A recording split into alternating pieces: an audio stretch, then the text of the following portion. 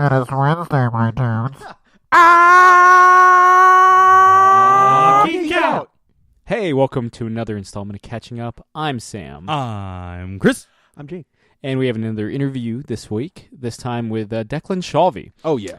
Oh, yeah. He's the writer of the original graphic novel, Savage Town, which is out in comic book stores everywhere on Wednesday, September 20th. You can also see his work he's quite the artist himself. Oh, in hell addition yeah. to his writing, he does Injection with Warren Ellis. Those books are on the stands, in comic book stores everywhere, and on Comixology if you're more digitally inclined.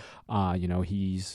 He did the Punisher cover art. Punisher cover art. He fucking did. awesome. He's doing some Venomverse. That's a tongue twister work. He did the backups for All Star Batman with Scott Snyder with DC.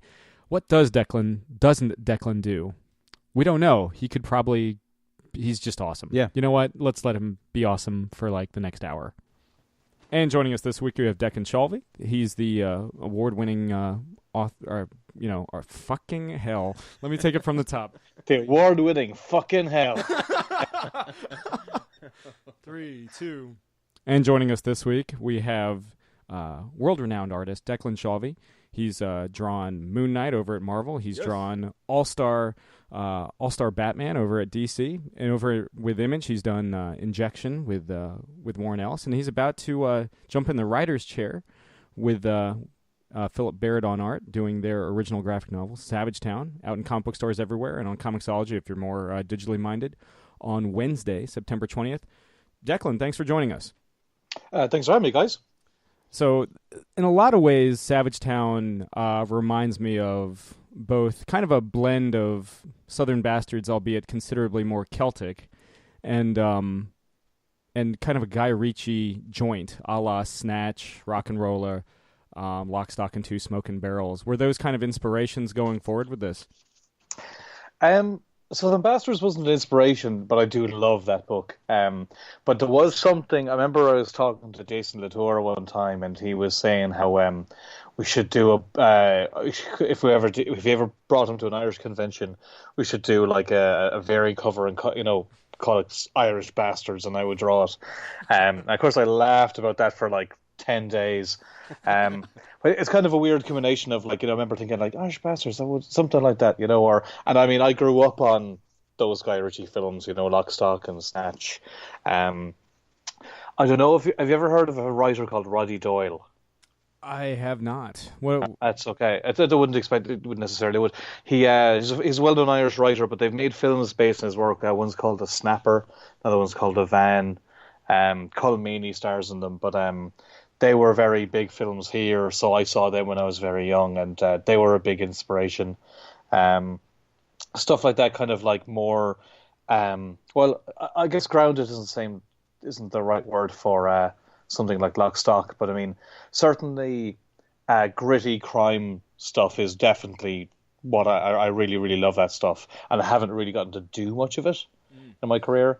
So I think I kind of wanted to have a book where I could kind of play with that stuff and stuff I've always wanted to kind of see in comics but don't see a lot of. I feel like here in the U.S., half the country thinks Ireland is kind of still like the quiet man, and the other half still thinks it's like Angela's Ashes. Speaking of Angela's Ashes, this takes place in Limerick. What was it that made you want to kind of capture this side of Ireland that had never been seen before? Was it those films that you had grown up with?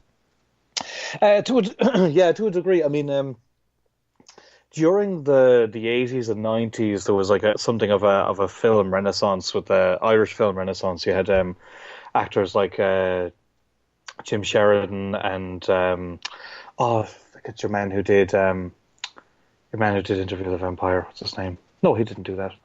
Sure, fuck it. Then I can't think of the name now. But there's loads of like let me think. In the Name of the Father and The General, and there's lots of kind of like proper American studio films with telling Irish stories, and I loved that. And I haven't seen that in comics. And that's kind of something that when I was doing my first issue of Injection, I drew Dublin in there. I was in a scene, and I got a great kick out of that. And I couldn't help but think, as well as like I've been doing in American comics, I'd love to see, the world outside my door in comics. So when I was growing up, and now and then stuff that Garth Ennis would do, you get a little slice of that, like seeing Cassidy during the 1916 Rising, or little bits and bobs there, during his Hellblazer run. Um, there's this great issue of Constantine where John Constantine goes on the piss in Dublin.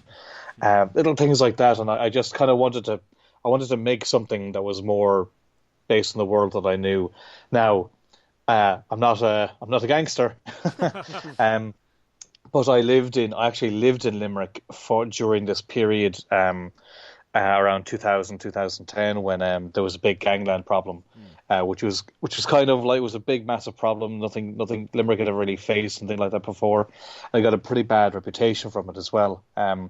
So considering like my love of crime, wanting to kind of tell more, not slice of life, but more kind of grounded stuff, and how Limerick has this kind of history with crime and whatnot, it seemed like a really cool way to kind of put all those things together.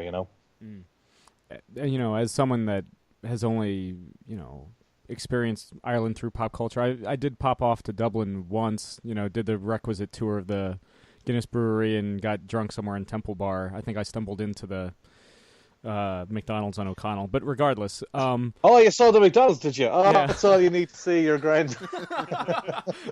The true Irish. No, that's like if I go to the fucking Guinness Brewery one more time, I'll kill myself.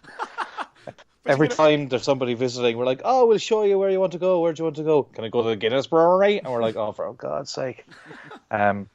Sorry for my American accent. I hope that wasn't offensive.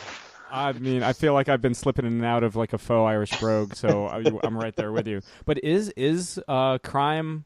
I mean, you had kind of alluded as much, but I mean, for those who don't know, is crime something that's on the rise, especially in the smaller towns in Ireland? I wouldn't say it's on the rise at the moment. I mean, there is a gangland problem. Actually, 2 people were killed in Dublin yesterday, or today. I mean, actually, earlier today. So I mean, it's more of a Dublin thing at the moment. But like during the early 2000s, there's this term called the Celtic Tiger. I don't know if you've heard of it. Basically, Ireland got money, and we loved it. We've always been such a poor country, and then for the first time ever, we were getting loads and loads of money during this economic boom, and it was called the Celtic Tiger. Thing was, it was a bubble, and of course, everything, went to shit. But during that time when things were on the rise, there was just people with so much money. There was like, Ireland's an island, so it has like a lot of like ports available to it. It was pretty easy to get drugs in, and they kind of really kicked off during that boom period. I wouldn't say it's like the biggest problem in the world, but it's always like, I mean, it's just so small. Any kind of like gang stuff tends to spill over somewhat. And in Limerick, it's all, I mean, died. I mean, I'm sure there's still some stuff going on, but it's died down for the most part. It was just it was 2 things changed. One was the access and the popularity and the disposable income, and 2 was the violence. There hadn't really been that level of violence before on the streets. And Limerick is much smaller than Dublin, so it's weird because it's a city, but it's also very town-like. So you walk past these, where somebody was killed, you'd walk past it every day, and you kind of just like pretend it hasn't happened. I don't know. It was weird. It was a really, really weird time. At the time, I didn't know what was going on because all I wanted to do was like get off with girls.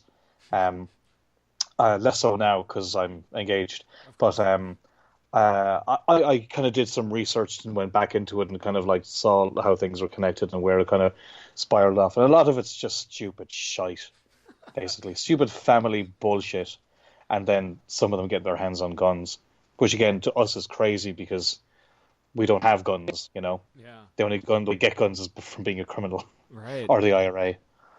Yeah. I mean, that does kind of remind me of, with Limerick being a smaller town, I feel like it's a town where, it is a lot of family shit getting mixed, old friends becoming bitter enemies, everyone knowing each other's secrets because the town is that close-knit.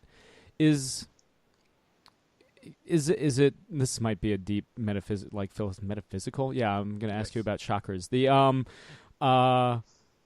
Can you, is it possible to grow up in a place and love it, but still have a lot of angst and kind of towards where you grow up?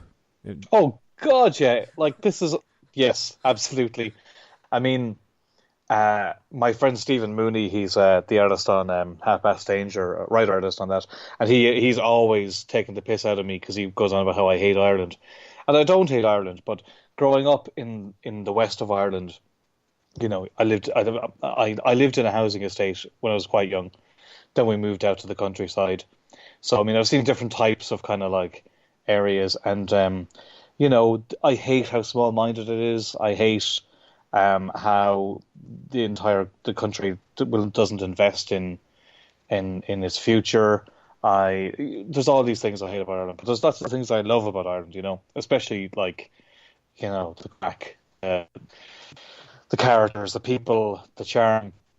So there's I didn't want to make a book that like I was definitely showing an ugly side of Limerick, but at the same time, everybody in the character is quite kind of arrogant to a degree. I mean, they're all horrible, but because they're criminals, but because they are from where they are, there's also this great sense of humor and quick wit, and it's very hard to hate them, and I guess my aspirations for doing the book was I really wanted to kind of play with that. I didn't want to do a puff piece about Ireland, about how brilliant it is, and I didn't want to completely, demonize people either. So it was, it's just kind of back to like what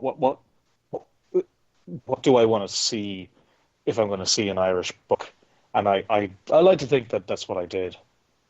So in what ways, what does Jimmy Savage, the main character and title character of Savage Town, how do you think he encapsulates or personifies the Emerald Isle? Scratches his balls a lot. That sums up the country. No, that's a fair question. I think that he's not very smart, but he's very capable. I feel that he's reactive and not proactive. Maybe that's the genius idea I've just came up with right now. But if there's anything that kind of makes him very Irish in that regard, is that this isn't a story about a mastermind criminal. It's a story about a guy who gets into shit and has to find his way out of it. I think that's pretty Irish. We're not the best at making plans or really following through in that regard. But there's an ugly side too. I'm not necessarily sure that Jimmy encapsulates Ireland. Actually, I should probably just nix that in the arse. But I certainly think that there's an everyman quality to him that makes him very accessible as the main character that kind of brings you into it. He do things that a regular person would never do, but his sense of humor or his attitude is something that's quite kind of, as a reader, you kind of like engage with pretty easily. And I think there is kind of like, there are moments, like there's a moment when the housewives meet, or when, there's a moment there's a couple moments, of course, in the local pub where you think things are going to escalate or go to a full boil, and suddenly somebody cracks a joke or somebody laughs and everything is fine. I mean, this is a crime book. Sometimes somebody laughs and somebody gets their head blown off, but or just stuck like a pig. But I think there is something about that. Everyone shares the same ennui, so they all have that common ground, even though sometimes they get on each other's nerves. Yeah, I mean, there's definitely a sense of them. And again, I'm this podcast will be littered with generalizations of the Irish, because I would say, just to generalize somewhat, is that for the most part we don't really like a lot of bullshit, and we much prefer someone be straight with you, and we don't try not to take things too seriously. So there's a lot of and also we undercut anything serious with humor. So it's very people don't get very sincere with each other. When they do, they'll try to undercut it with a joke, which is kind of happened a lot in the book when everything has got serious, or I would end up just kind of joking there. But I think that I'm sorry, what was the question again? I just rambled there. I think I was just kind of like grandstanding. I guess I was too. No, sorry. As regards the world, I mean, I feel like I could make it fairly representative of everyday Irish people. It just happened. I mean, I say it's a crime book. There is certainly crime in it, but it's. I think it was describing the book elsewhere. Like as far as a crime plot, it's not. I'm not revolutionizing the genre at all, you know.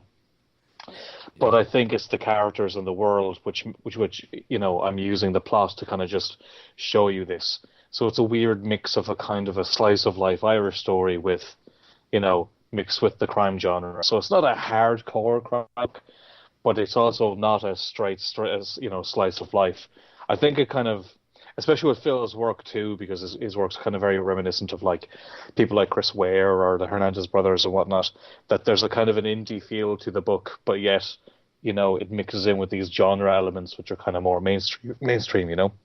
There's You had mentioned Phil Barrett, who is the artist on this book, as somebody that's worked for the Big Two, currently has Injection coming out with Warren Ellis over with Image Comics. One, what made it the right idea not to take up the art duties yourself, and two, what made Phil the right artist for the job?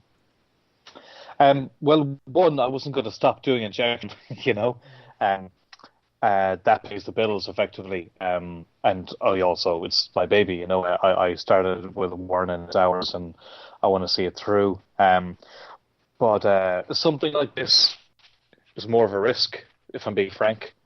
And stopping a successful creator-owned book to do a project like this, I think would have been a bit irresponsible of me. I think a lot of the cases as well was I would see Warren do so much stuff outside of Injection, and I see Geordie do so much stuff out of Injection.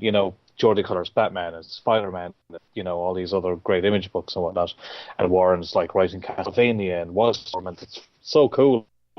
I'm doing Injection, and that's it, which I love. But there's other stories I'd like to tell, and I just can't, as much as I'd like to, I can't physically draw them all. So also working with Warren on Injection was such a great experience, and kind of like owning the material I'm doing, and building the world and then the characters and also kind of the rewarding experience of making something and publishing it and putting it out there. And I really like the idea of doing that for somebody else, paying it forward the way that, say, I feel like Warren made me in a lot of ways. Like, no, a lot of people didn't really give a shit until I started working with Warren, So if there's a way I could do that for somebody else, great. And Phil is probably the best artist in the country, but he's like our secret weapon. Nobody knows he exists, but he's amazing. And I've known him for years. I mean, he's around like way longer than I am.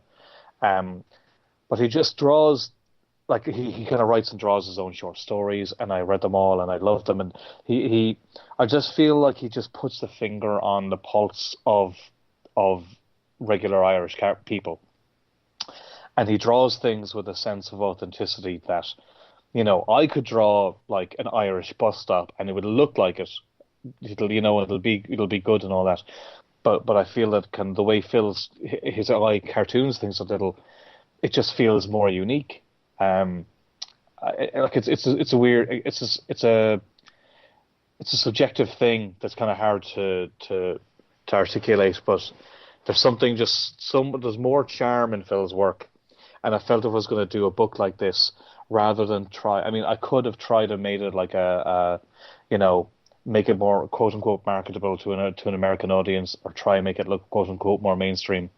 But if I'm doing a book that's kind of if it's about how different Ireland is and how unique it is and authentic, having this authentic feel, it really, like, Phil was the best person for the job, and just he's absolutely proven it. Like, I was just looking over the whole book before I called you guys, and I'm just so delighted with what he's done. I don't know if it's well written, but by God, he drew the crap out of it. Like, I mean, don't sell yourself short, but at the same time, I feel like there was a point where you were writing Savage Town, doing art on Injection, and I feel like you were doing like a backup feature on All-Star Batman at the same time. So I'm sure those were like the most sleepless months of your entire life.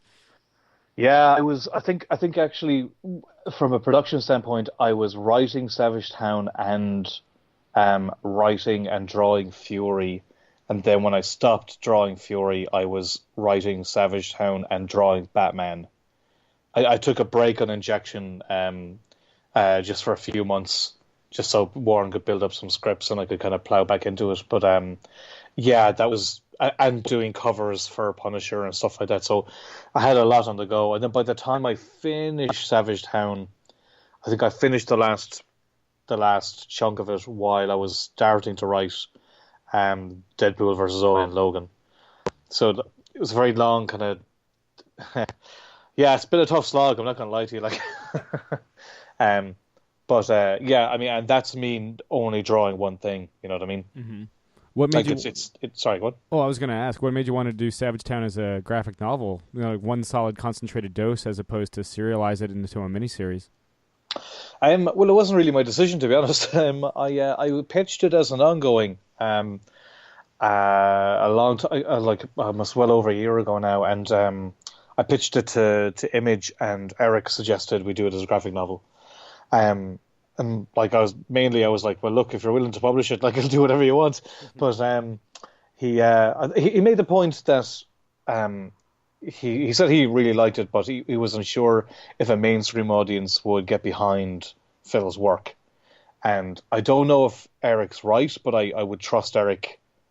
If he was worried about it, I would trust his concern. And I think, I mean, I don't know for sure now, but I suspect Image would like to be publishing more graphic novels. I think Eric made a point once of, like, not everything needs to be serialized. You know, you can just make a graphic novel and put it out. And to be honest, I think it was the best move. It wasn't what I was thinking of, but it made it a lot easier to work on. That's for sure. Because it was if I had to get Injection done like in 2 weeks, then, you know, I could just kind of put Savage Town off for a couple of weeks. If that was a monthly book, I'd be screwed. You're only doing one solicit, you're only doing one cover, there's a lot of production elements, which certainly helped my workload in only having to do one big body of work. I also think it kind of does suit Phil's work more, because he reads graphic novels more than he reads single issues, so I think that interested him as well. I think certainly while I was working on it, I mean, I was writing it episodically, but as we started to build up pages, I realized this doesn't have to stop every certain pages and have a break. You know, when we do Injection, you read 20 pages, break, 20 pages, break. And the nice thing about this was, well, I don't really need to kind of do that. The break can be when it's finished. Especially when there's some kind of tricky things like dialogue and slang that might kind of might initially put people off. I didn't want to give anybody a reason to stop reading. I thought better to just keep going, you know, like instead of pausing the film, keep the film going to the end. So initially it was suggested to me to do it as a graphic novel. In the long run, it certainly helped in my sanity. But also, Phil hadn't drawn anything this long before as well. Everything he'd drawn was like, 5 pages, 10 pages, like lots of short stories. So I think it was a saving grace. I think we might have gone off the rails had it been an ongoing. Well, and I think there's like natural breaks in the story too. Like whenever there's a day or night sequence, you do have like those panoramic vistas of Limerick and everything. Well, yeah, I think you probably see it in Injection too. Like I like pulling back and letting a moment breathe for a bit whenever you change scenes. I really like when Warren does that, and I end up like drawing some mad building or something. But I really love, I mean, the pacing of Injection I really like, and the same on Moon Knight, and I think that's something I've certainly developed in my own work. I liked doing that. I liked giving Phil a moment to kind of step back and just see, especially because I'm trying to show Ireland in a lot of ways. He really, really excels at like selling the environment the characters are in. Speaking of pacing, I got to ask, I think one of the coolest issues that come out in recent times was your work with Warren Ellis on Moon Knight and that sniper issue. I think I was working at a comic shop when they came out, and I remember people just it blew their minds, like, because it was just just with the paneling and them disappearing and being shot off, and that was just a really cool thing that I don't think a lot of people had seen in more recent modern comics. Yeah, I mean, look, I wish I could take credit for it, but I was reading the script and I was like, I thought there were pages missing. you know, I was like, what? The second panel on the right of the what is he on? I only kind of realized what was happening when I started doing layouts, and I was like, Yeah. oh, holy crap! And I realized what the reader realizes when they start reading.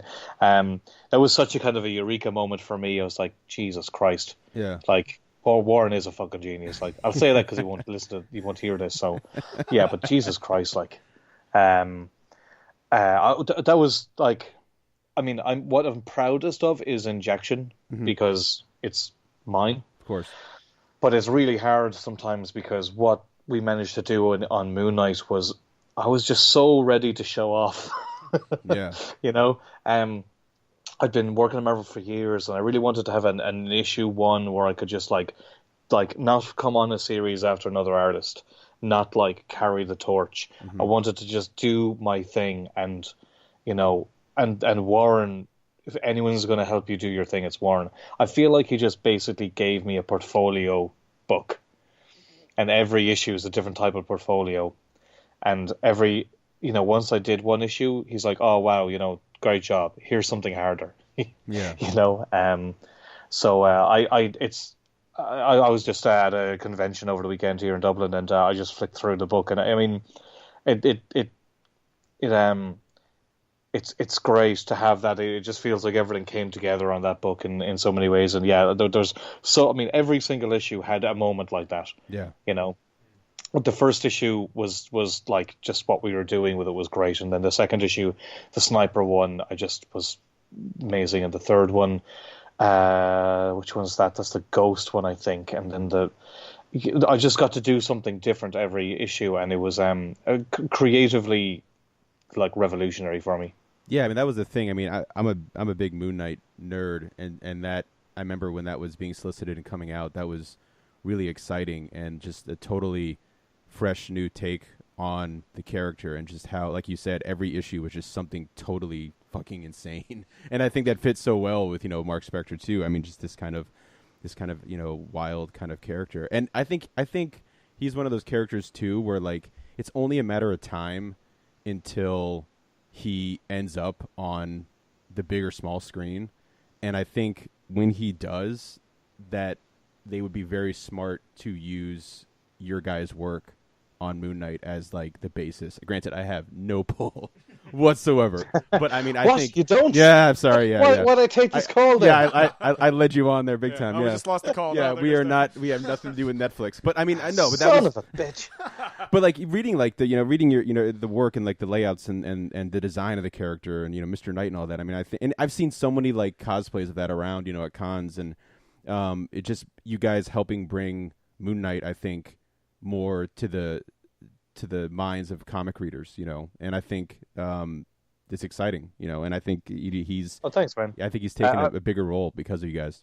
I mean, when we were doing it, I remember Warren saying, "Is this all okay with you?" And I mean, my answer was, "I don't know, like what's going on here, but I tell you one thing, it's fucking interesting." Yeah.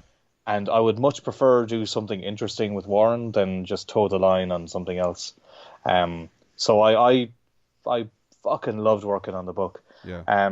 But I mean, as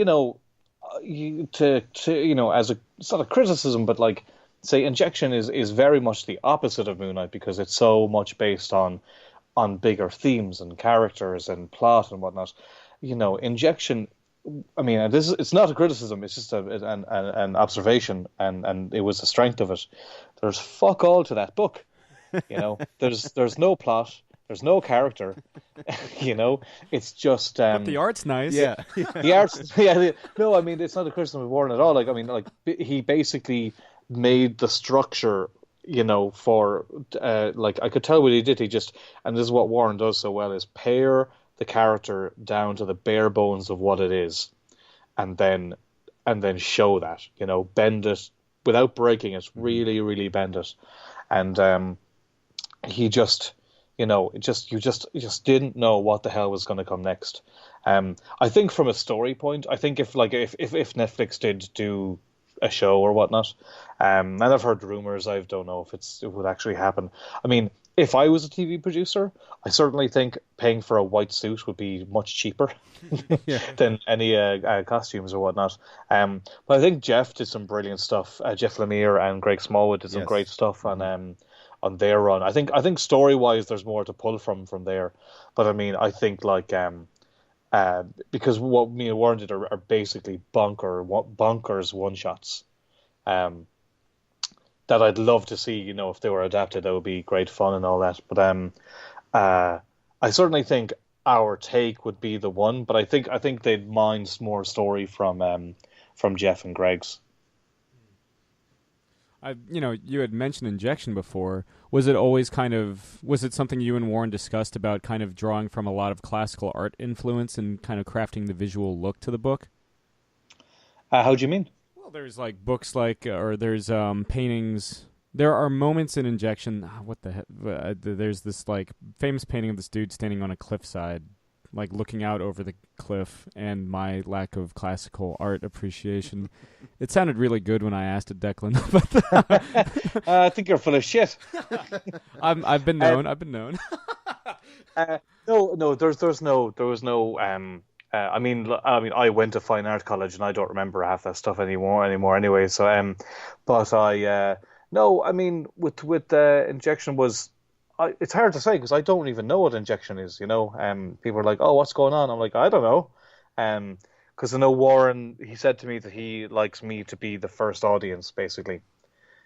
So when I read the script, I'm the first person to read it, rather than explaining everything to me. So and I appreciate that as somebody who's doing like 25 issues of it.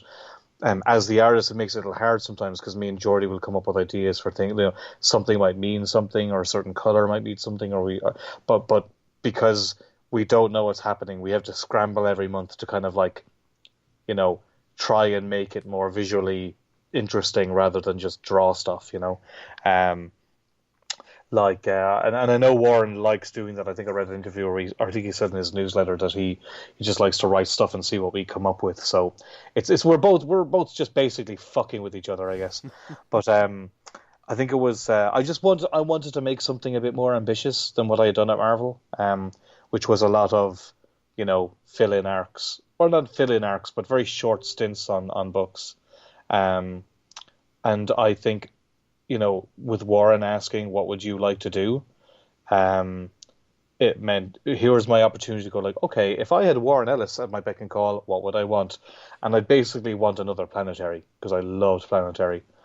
And I didn't say that to him, because I thought that might be a bit offensive to say, hey, could you just write the thing that you did before? But I wanted something a bit more ambitious. So he kind of asked, well, what is it what do you like? He asked me he called it a shopping list. He said, write me a list of books and comics and films and everything that you're into. And I did. And he was like, okay, so I don't know what's coming next, but I know what comes depends on the stuff that I told him about, And I have, you had mentioned Jordy a couple times. I feel like, for obvious reasons, you probably have the tightest relationship between artist and colorist of anybody in the game right now. How does that inform your kind of visual storytelling? Tightest, more volatile. I don't know. It depends on the day, really. No, yeah, I'm quite lucky. Actually, I just did I wrote and drew a short story for Venomverse anthology. It's going to be out next month, and I had an Irish colorist called Chris O'Halloran color it. He's a really good guy. He's been up in our studio before and doing really great work. And I just thought it'd be a cool opportunity for him. But it was so weird. I felt so vulnerable, not being colored by Jordy. I'm so lucky that I have arguably one of the best colorists in the business. Eisner Award winning. A double 2-time Eisner Award winning. Thank you very fucking much. Do your research. I'm so lucky. Sorry? Yeah, the classic art bit didn't go. Yeah, it's not your day, buddy. yeah, I'm so lucky to have her. Like, and then what's even better is that she gets possessive too. So if she likes working with an artist, she doesn't want to let go of them. So she colors. She wants to color everything Greg Smallwood does, or everything Gabriel Hernandez Walter does. So I'm her sloppy. Wouldn't say sloppy seconds, but probably more third or fourth. But I'll take what I can get. But no, I'm so lucky to have somebody so talented, basically work on everything that I draw. I was working in Marvel for a good while before Jordy started coloring me professionally, and I people started to notice me more after she started coloring me, and I don't think that's a coincidence. Well, two-time Eisner Award winner. Exactly. So, Declan, something we ask everybody that comes on the show: what are you currently geeking out over? That's a tough question. Because from what I was saying earlier, a feck all time these. I haven't been like, filling the artistic tank, as it were. There's not a lot of stuff I've seen. I started watching Orphan Black. I know that's like it's been on for ages, but I just started watching. I'm really liking that. What else am I geeking out over? Oh, the new Star Trek show. I'm very excited for. Um, I'm doing variant covers for the new IDW series, and as a result, I've seen some peaks from it. I can say it now because they're on the trailers, I think. But I've seen some peaks of the ships and stuff, and it looks fucking savage. Um, like I saw what the Klingons looked like back before Christmas, and it was just I was like, people are going to lose their shit when they see this. But yeah, I'm mad as a fan. I'm mad excited for that. Um, oh crap. Uh, Were what you the always hell else? were you Sorry? more of a Trekkie than a Star Wars guy? Yeah, yeah. I mean, Star Trek's a load of bollocks. Or sorry, Star Wars is a load of bollocks, really. No, no, no. I like Star Wars. I've always liked it, but I've never loved it. You know what I mean? Like I really enjoyed the films when I was a kid. I really liked the films. Um, it's just it's a total. It's like to me that's a they're they're action films, and they're fun, but they're not for me. They're not really sci-fi. There's no real themes or stuff that really kind of keeps me going back to them. But yeah, I'm not somebody who needs to crap on one in order to like the other. You know what I mean? Of course. Are you Team Kirk or Team Picard? Oh, I'm Picard all the way, baby. Like, because I when I grew up, I saw I'm like I was like 7. No, I was younger. I was about 7 when the Next Generation started. So that was my entry. I didn't know anything about the original series when I started watching Next Generation. So it was only when like years later I realized, oh, that's the films were coming out and whatnot. I mean, I love all that stuff. Like I've seen it all. It's great. But I mean, Picard, Captain Picard raised me without a doubt. Like, which is why I'm the upstanding character that I am today. Of course. You make it But so. sorry. You make it so. I do. I engage all the time. But no, yeah. I like now, like I know I can name all the characters and the names of the episodes. I was at a Star Trek convention in New York, last year with Mooney as well, and yeah, no, that's kind of like the one hobby I have that isn't comics as such. As in the thing that I'm all the way in. That I got to talk to the showrunner of Deep Space Nine, because I put some money in for the DS9 documentary on Kickstarter? Indiegogo. Indiegogo. Sorry, I don't think it was a Kickstarter, but that type of thing. Sure. So yeah, no, I'm a massive nerd for that. Like that's what I would like that's what I geek out over big time. Yeah. You gotta say, you had invoked Jason Latour earlier. Latour does love some next gen. He does, but he was saying all types of shit about Riker, and I had it out with him. Yeah, he was really ragging on him, and I laid into him about it. But he came down about it. He's I think he's more pro Riker than he was earlier. But well, I mean, it is crazy how people are getting on board with that show now because it was on Netflix, so everybody is watching it. It holds up really, really well. There was one episode about it's called The Drumhead. Mm. That's all about this kind of witch hunt about on this for this officer on the ship, and I'm watching it go, and there's like Picard has like this excellent like speech near the end. I'm like, holy crap, man, this is about now.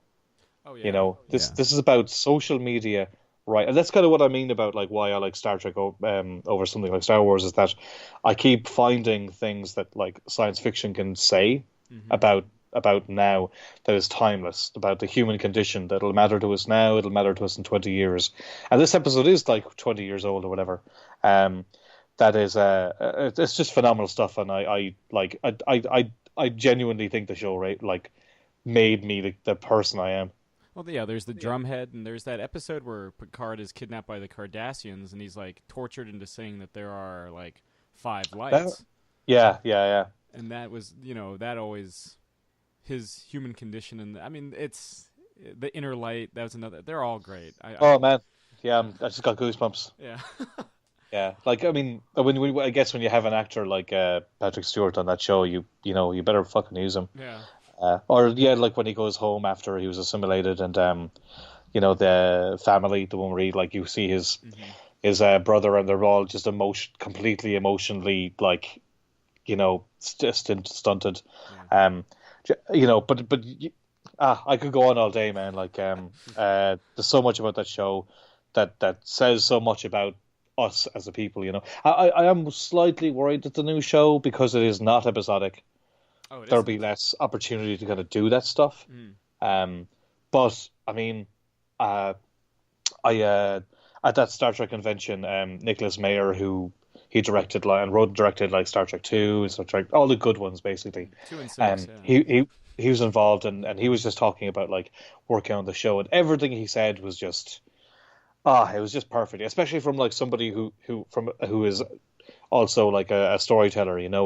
What he said about story and what he said about like creativity just struck home. Like whatever they do with the show, I like that it looks different. I like that it looks like they're just going to go with something completely different. I can imagine hardcore Trek fans when that Next Generation show came out, they must have hated it. It's so like, what, there's a Klingon on the bridge, they must have lost their shit. But I mean, that's what you got to do if you want to really take something like that and move it in a new direction, or do something interesting with it. You just got to go for it. Yeah. I mean, break a few eggs, and as long as Discovery is an Enterprise, I think we'll be fine. Well, I mean, I think that's it. It's something like, I mean, I haven't seen all of Enterprise because I just kind of got bored with it. But I think when they got to Enterprise, they were just so careful. They were treating everything on Star Trek with such precious hands that it just it stunted storytelling. You couldn't do something new or different because you're worried about a timeline or did it affect this, that, or the other. And don't get me wrong, I care about continuity, but like same in comics, I care about continuity, but I don't want it to kill good storytelling at the same time. Yeah. And I think after they had done so many Trek shows in the same timeline, it just got they were kind of held back more than freed. And I won because this new show is kind of at a similar time. So but it looks like they're just going to go for it, which is exciting. Yeah, definitely looking forward to it. Well, Declan, before we let you go, do you have anything else you wanna plug? Again, there's Savage Town out on September 20th, but yeah, any? I think I've written and drawn a Venomverse story. I mentioned that's out September 2nd, I think. Early September. And I'm writing a Deadpool versus Old Man Logan series. I'm doing the covers for it, and that's out in October sometime. I'm not sure exactly when. Excellent. Well, and I have to pimp my Geordie, who we mentioned. Her new series Redlands is out at the moment. Issue 1 is going to second print, so I can't hang up without mentioning it. and it's getting rave reviews, absolutely. It's crazy reviews. Like I can't, because like it's tough for me to say because I'm so close to the book. I've seen Geordie write it and do different versions of scripts, and Vanessa's art comes in. So I mean, I think it's good, but I can't say so without any kind of bias. Yeah. But I certainly can't say otherwise. Yeah. Look, the thing is about it, right? No. But I can't believe the amount of I wouldn't. I mean, I thought it would do well, but I couldn't have thought that it would be so well reviewed and it would sell out on the day it came out. It's crazy. Like it's really really exciting. And I'm delighted for her. Yeah. Well, again, check out Redlands, soon to be in second print. I think the same day as issue 2. Early September. Look for that Edge of Venom verse, and look for Old Man. Deadpool vs. Old Man Logan, and of course, Savage Town out in comic. Oh wait, sorry, and of course, Injection. And Injection. Yeah, Injection's still coming out, guys. Yeah, I'm working on issue 15 now, so I actually can't remember when it's come out. But it'll be I'd say it'll probably be October. It'll be out. There you have it, just in time for Halloween, and then you get Trade Volume 3 out and everything. Yeah, Volume 3. I think the Volume 3 trade is out in November. And there you have it. All right. Well, Declan, thanks again for coming on the show. Oh, thanks for having me, guys. Appreciate it. Pleasant chat with Mr. Shalvey. I apparently now owe him a pint of Magners or whatever hard cider that is available at New York Comic Con. Not actually at the show. I don't think they serve it. If only. Yeah, we'd probably needed to get through this one with how crowded and space challenge it's going to be this year. Hey yo, bring in my own flask. There you have it. I finished Riverdale. Get the fuck out of here! Really? Yeah, at least that first season. Yeah, no, I dug it. Yeah, ends on that cliffhanger. Very interesting to see where I was thinking, how cool would it be? And I know there's pictures on set, so I don't think it's going to actually proper happen if the Arrowverse crossed over with Riverdale. That'd be sweet. But what'd be really sweet is if when they have their school dance, John Bernthal's Punisher shows up, just like in the comic book, to be the chaperone. Or and the Predator. The Predator shows up. Could you imagine? Like, not even like, they don't have to do, I mean, I know the rights, all that kind of blah, blah, blah. But just to have like a commercial where that shit went down. Oh my God. Or Hack Slash, Cassie Hack and Vlad show up. Kiss. That wasn't, yeah, there Kiss you go. would show up on there. That'd be the best thing in the world. Gene Simmons like, as long as the price is right. Yeah. It'd be great if they just have Kiss as like high school students. Yeah. Just kids, like a rival band to go up against Josie and the Pussycats Pussycats. is actual Kiss. Yeah, it's still like clearly like, Yes. Paul Stanley, Gene Simmons. But they're doing like old school Kiss where like they would have Peter Criss on the drum riser with like the pulley system and they're, like pulling it up like, oh, don't drop Peter Criss. He's the most important part of the band. Shit. Yeah.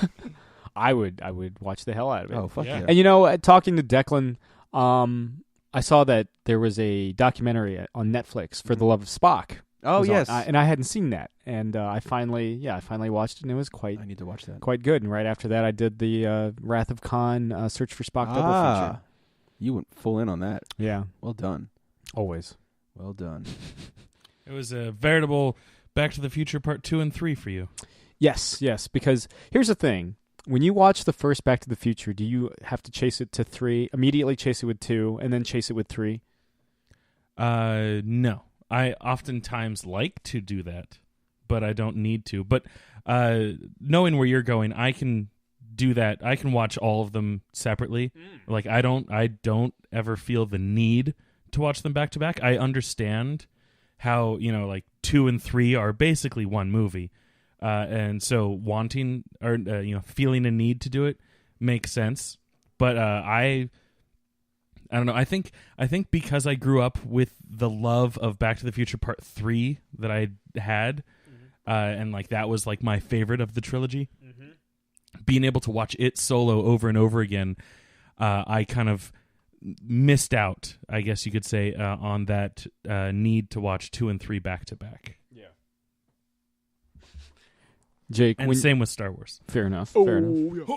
Jake, is there anything, say, maybe even in the Rocky pantheon, where if you watch something, you're like, I just have to keep going? Yeah, I mean, it's not as intense where like I have to, but Rocky 1 and 2. I mean, like that's. I mean, the first couple Rockies. I mean, I remember. I have to watch 4 after I watch 3. Yeah. Oh, yeah. Well, also 3 moves fucking quick. It's like 90 minutes. I mean, even quicker than that though. It feels like 15 minutes. Yeah, which is awesome. Yeah, and it's in a good way. Yeah. No, it's fantastic. But it's funny. Tight. Rocky 2 and 3 was on last night, and so I watched the end of 2 because if that's one of the things. If Rocky is on TV, I will watch Rocky. From wherever it is to the end, and sometimes I'll just start it over. I'm like, I'm gonna watch this. My dad and I do that with The Natural all the time. But with. Rocky 2 ended and Rocky 3 was starting. And my dad was about to change the channel. I came in the room and I was like, do not change the channel. This is the end of Rocky 2, which is also the beginning of Rocky 3. And I was like, that doesn't make any sense, really, if you say it out loud. But, yeah, I'm trying to think. Like, you know, Batman movies not really. Although one of my favorite commentary nights we've ever had was when we watched Begins and Dark Knight. That was awesome. With 7-Eleven in between. Yeah. Those were the days. Those were good. The halcyon days. Those were good times. I have to do it with Lord of the Rings. I feel shortchanged if I don't keep. And the problem is, I want to watch those again. I haven't watched like the original trilogy in a long time, and I own like the mega. Thanks to Chris, I have them all extended edition Blu-ray. Yeah. Oh, I bought them. Never opened in my presence because all of those movies I've only ever watched in theaters, and I haven't even seen all of them. Oh shit! Actually, the second Hobbit movie I saw on TV because I didn't bother to see it in the theater. But you weren't missing much. Yeah, I had not seen. but it, yeah, no. so the second Hobbit movie is the only one that I haven't seen in theaters. It's the only one that I saw outside of theaters, and I still haven't seen the third Hobbit movie. Period. Again, you're not missing much. No, that's what I'm told. So I'm in no rush to watch it. You know what Chris and I saw in theaters? Oh yes. Bum bum bum bum bum. That's what we should have started with. But the immortal 5-tone. Close Encounters of the Third Kind. And, because the thing was, what is the most amount of notes, but that's not a melody? That was what John Williams and, I think it was what John Williams and Steven Spielberg were like, what's the most amount of notes you can play before it becomes like a thing, you know? Like it can be still like kind of like scientific or almost computer-like, and, that, you know, they were like 5. And, it was cool. I mean, they did the 40th anniversary of Close Encounters, and, they had a cute little opening featurette beforehand. Mm-hmm. Yeah, it was with, like, of course, Steven Spielberg. They talk about the music, but they interview, like, J.J. Abrams. I cannot remember his name. Forgive me. With the guy who did Arrival and is doing the new Blade Runner 2049. Denis Villeneuve. Yeah. Mm-hmm. And to be a little bit more specific, because I thought it was a cool touch, it was contemporary Spielberg looking back on it. No, yeah, that was the best. It wasn't just Spielberg like when it was released talking about, was this rocking a movie I goatee. just made. He was rocking a goatee, too. Yeah, He it looked looked good. solid. Yeah, looks solid. Yeah. He always looks very comfortable. Yeah. Was he like on the set of Ready Player One? No, I think he was just. Yeah, I think it was just like a like a backdrop, or maybe was- computers or something like. It nondescript. Yeah. But it was cool because he talks about. He has this really cute moment where he says, "I've never." He goes, "This movie is not science fiction unless you don't believe in aliens." Yeah. Because if you believe in aliens, it's not a science fiction movie. Which I thought was like, yeah. But he said, you know, he's never encountered aliens or seen them, and he goes, I feel shortchanged because I feel like out of anyone in the world who deserves an alien encounter, you know, he's like, it's me.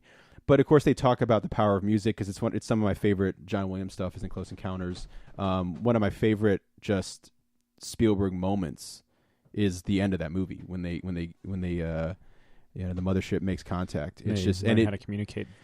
Yeah, and you know the alien that comes out at the very end and does the sign back was basically their kind of early indication of what they could do that would become E.T. Because it still looked pretty good. I mean, it's 1977, but you know he smiles and you know it's nice because you know we get plenty of alien invasion, horrible whatever movies, and this is just these two cultures, these two beings sharing knowledge. Yeah. And I remember there was an episode. Even E.T. has a darker bent, Sure, right? yeah. And I remember there's an episode of Inside the Actors Studio where James Lipton was like talking about the end of Close Encounters. You know, so I think Roger Ebert called it a miracle, like the end of that movie, maybe. But I will say that as well. And he's going, you got science and you got music melding together, and he goes, Mr. Spielberg, what did your parents do? And I think his dad was like, one of his parents was a musician, the other one was a scientist, and Spielberg never put that together. That end of the movie was like an ode to his parents, and he was like blown away. And it was one of those nice moments where James Lipton kind of like surprised Spielberg, and he like thanked him for that. That always stuck out to me with that scene. But it's fun seeing like frazzled Richard Dreyfuss, and there's a couple scenes. It's been a while since I've seen it, because I remember I was telling Chris I was glad I didn't follow my urge to watch it recently, because I would have had a harder time convincing myself to go see it because it was still really fresh. And there's a couple scenes I kind of forgot about, like the scene. It's hard to watch on a couple things because it's people screaming, but the scene with the wife and the family where Dreyfuss is just in the bathtub sobbing with the shower, and it's just his family just dissolving apart. was really kind of hard and tough to watch. I mean, it's very real, and that was something that I think J.J. Abrams spoke of. Like, it looks like a real house. There's shit everywhere. It's not perfect. They're fighting, and people are talking over each other. Exactly, yeah, and like the kids are crying, yeah, because like they're dead. witnessing the mashed potatoes, the other mashed potato scene, of course, not Signs related, but is where he kind of breaks down and his kid's breaking down at the table, and like little touches too, like the sunburned face, like that's such a nice nod, or where he motions the. I mean, that was the thing I was waiting for too. I was like, oh my god, that is one of my favorite scenes where he has the car back, pull up behind him and he waves around, like, you're in the middle of the road, asshole. He's like, turkey, and then he pulls up to the railroad crossing and the car pulls up behind him and it's a UFO, and I think it's just a really. You know what the Italian word for UFO is? UFO. UFO. They pronounce it. UFO. UFO. So I think. I always joke that like the beginning of that movie where like they get out of the car wearing bell bottoms and it says present day. And I was like, damn it, just say 1977. Yeah.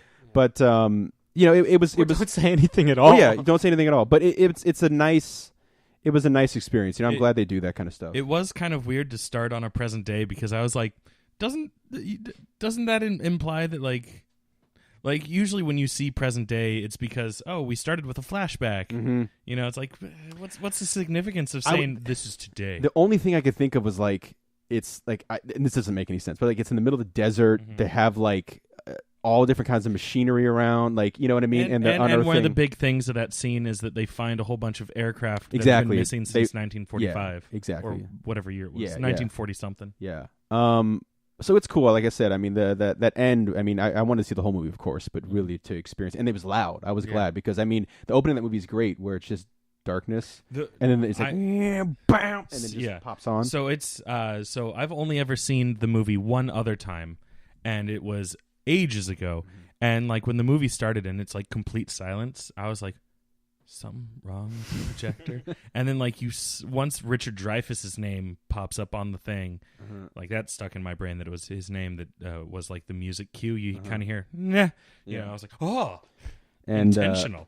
And like John Williams kind of his music's scary in that movie. Yeah, and it's not a scary movie. I mean, there's moments that are scary. I mean, the abduction of the kid is a very scary scene. And one of my favorite things that Spielberg would do because he's so great with working with kids is when he wanted the kid to look off and wonder at like the alien and whatever, he'd hang a toy on the end of a stick and he'd be like, when this scene is over, I'll give you the toy. I think he even says toy at one point because that was Spielberg's way of saying it looks like a toy, this UFO or whatever, this UFO.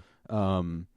And so I mean, I have the box set, like the all three different versions, and they have an amazing making of where they interview the kid who is much older, obviously, and remembers stuff. And it is it's early Spielberg, and it's a prime example of him using movie magic and being the best there ever was at capturing movie magic. It is phenomenal to look at. I like I said, it's been ages since I've seen it, and like knowing the era of filmmaking that this movie was made in, because at what is it, like 1977 ish? Yeah, it's been released. Yeah, because Jaws was 75. Mm-hmm. Yeah, and this was essentially his follow up.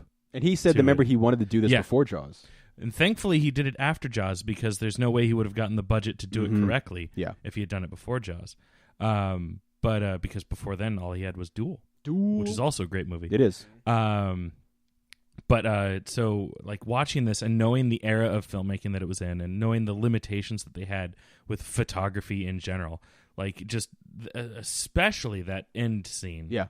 But like the whole movie was just amazing. The fact that they shut off gravity in Richard Dreyfuss's truck, One of my favorite shots is when he's making was it Devil's Rock or whatever, the where the finale land, and like they have the TV placed. Yes. And they're showing the news and you're going, okay, but then they have that like one perfect shot, which this entire movie is like one perfect shot where he sees it on TV and he sees what he's making and realizes the connection between the two. And like I said, the mothership, I saw R2-D2. I know Chris. I did not. Yeah. Because I don't know where to look. The thing is, like, R2-D2 is stuck on the ship.